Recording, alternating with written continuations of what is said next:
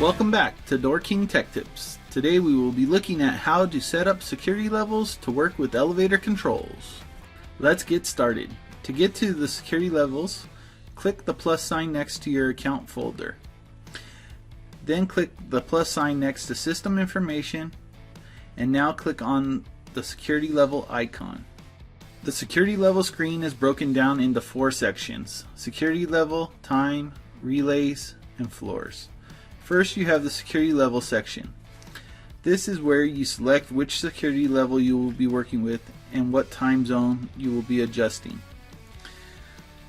For the security level, you can choose between 0, 2, and 30, with each security level having 4 time zones. Time zones allow you to create different access for the same security level. The next section is time. This is where you get to set up the time and days they will have access to certain relays and floors. Important things to remember when setting up times. When setting up times, you are giving access. So the time between the begin time and end time is when the resident will have access. The next thing to remember when setting up times is that you cannot go over the midnight hour. So for 24-hour access, your begin time would be 12 a.m., your end time would be 11:59 p.m. The section after time is relays. Relays are the doors and gates the resident will have access to. It is important to make sure that the security level includes access to the relay in the elevator. The relay in the elevator should also be checked off in the relay/elevator table here. Please see our other video on setting up the relay/elevator table. The last section in security levels is floors. This is where you can allow access or restrict access to certain floors. This section can also be customized by right-clicking on the floor number and entering up to a 2-character descriptor. For example, I will change floor 1 to L for lobby.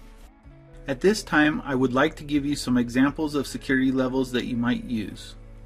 The first example will be 24-hour access for maintenance and management.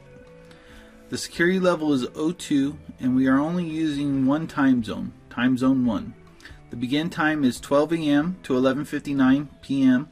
with every day of the week checked, along with all relays and all floors. This setup will allow all access to everything in the system.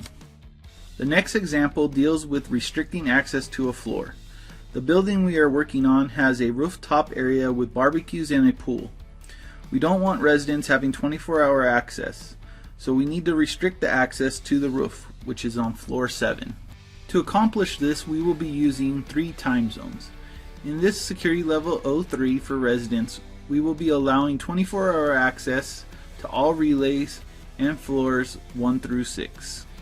Then restricting access to the roof, floor 7, between 10 p.m. and 10 a.m. Let me explain what is happening here in each time zone. Time zone 1 begin time starts at 12 a.m. and ends at 10 a.m. This is to allow access to all the relays and floors 1 through 6. Time zone 2 builds upon time zone 1. So the begin time is 10 a.m., end time 10 p.m.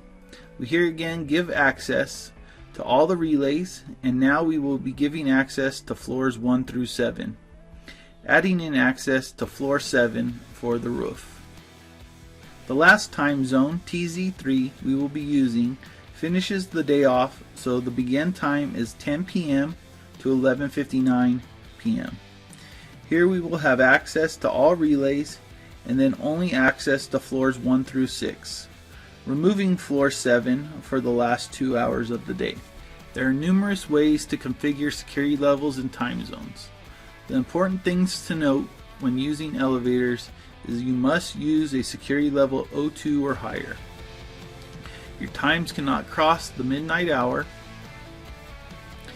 And the last thing, when restricting floors, your time zones must build upon each other.